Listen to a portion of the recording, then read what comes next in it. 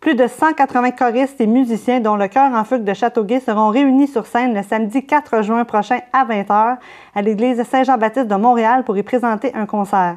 Afin d'en apprendre plus sur celui-ci, mon collègue Mathieu Legault s'est entretenu en studio avec 2 des membres du groupe et le directeur musical de l'ensemble vocal. Alors, merci d'être là, les membres du Chœur en fugue. On a vous êtes le directeur, on appelle ça le directeur musical? Oui, exactement, c'est ça. OK. On va commencer directement pour ce spectacle-là qui est quand même d'envergure, ce concert-là, en fait, pardonnez-moi. À quoi ça consiste? Là? Il y a du son et lumière, c'est quand même assez gros. Là. Écoutez, c'est un concert classique, mais qui n'est rien de classique.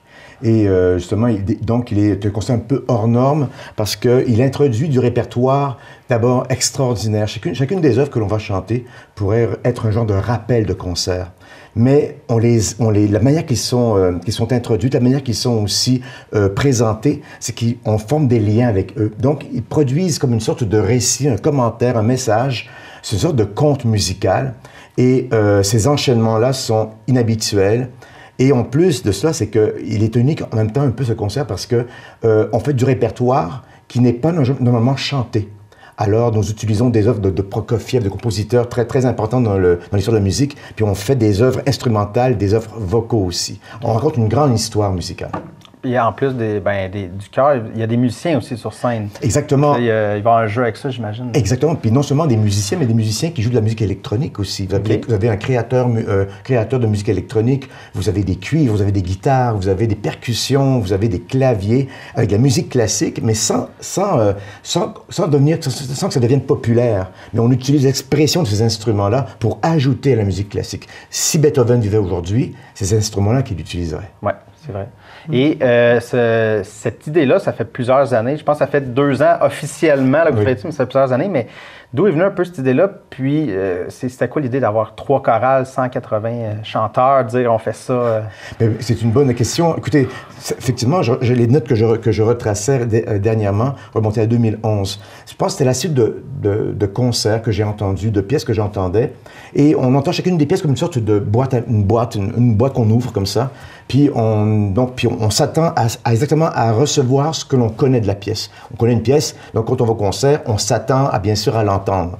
Mais j'imaginais que si on est disposé différemment, psychologiquement, si on est disposé différemment dans l'écoute, des fois, on entend les choses d'une manière différente, sous un angle différent. Alors ce concert-là présente donc des répertoires qu'on écoute comme pour la première fois. C'est ça le défi, c'est qu'on met les spectateurs dans une situation où ils pensent connaître quelque chose, mais ils vont vers l'étonnement à cause de la métamorphose. Et vous avez dit quelques compositeurs, mais qu'est-ce qu'on peut s'attendre à entendre? Et j'imagine qu'il y a des surprises peut-être dans le choix. Tout à fait, mais bien sûr des pièces connues comme Carmina Burana, il y a des extraits de Carmina Burana. Il va y avoir des pièces comme aussi il y a du Berlioz, des extraits de la Symphonie fantastique. Il y a du Prokofiev tiré de Roméo et Juliette, qui sont d'habitude des pièces pour orchestre seulement, comme un extrait du concerto de Maurice Ravel. Mais aussi on fait des pièces aussi connues comme le Dies Irae du Requiem de Verdi. On fait un extrait de symphonie de Beethoven. Bref, des choses qui ils ont rien en commun, mais ils ont tout en commun. C'est ça encore là qu'on va vers l'étonnement lorsqu'on va écouter tout ça. Vous allez voir les liens qui unissent toutes ces pièces-là. Mais c'est très intriguant parce que justement, Beethoven, il n'y a pas de voix. Je serais très curieux d'entendre tout ça.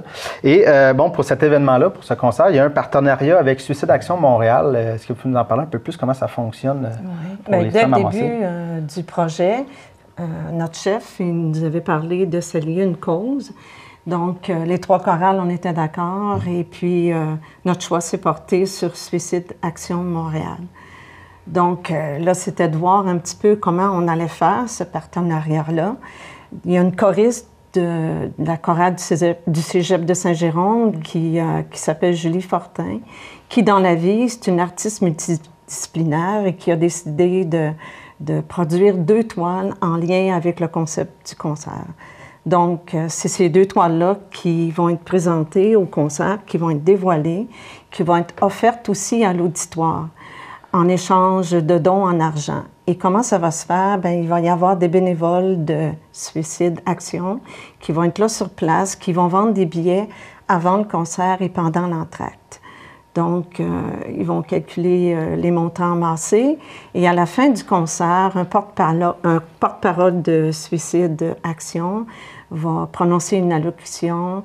Il va dévoiler le montant amassé, puis aussi procéder au tirage des 2 toiles.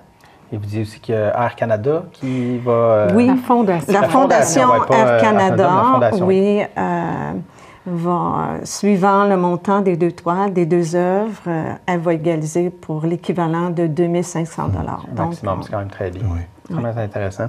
Et on a aussi une choriste avec nous. Ça fait 6 ans Ça fait 6 ans que vous êtes environ, là. oui. Mais là, c'est un spectacle beaucoup plus gros. Pas que c'est des petits concerts que vous faites à Charlie, mais je veux dire, là, on est dans quelque chose d'encore plus intéressant, là, avec les 15 musiciens, 180 choristes.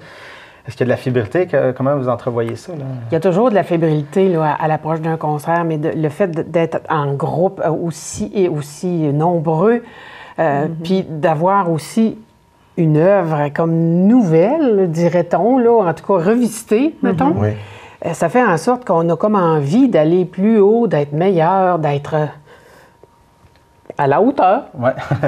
Et là, juste entre vous, il n'est pas là. Est-ce que c'est un bon directeur de chorale?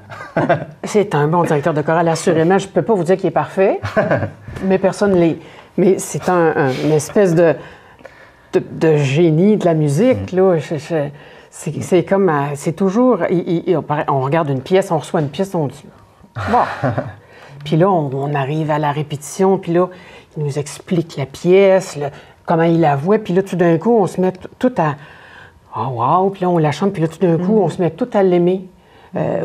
Chacun d'entre nous, on embarque dans son enthousiasme, et puis go, c'est parti pour le succès, finalement. Ouais. Bon, on vous le souhaite. On va vous souhaiter merde pour ce concert.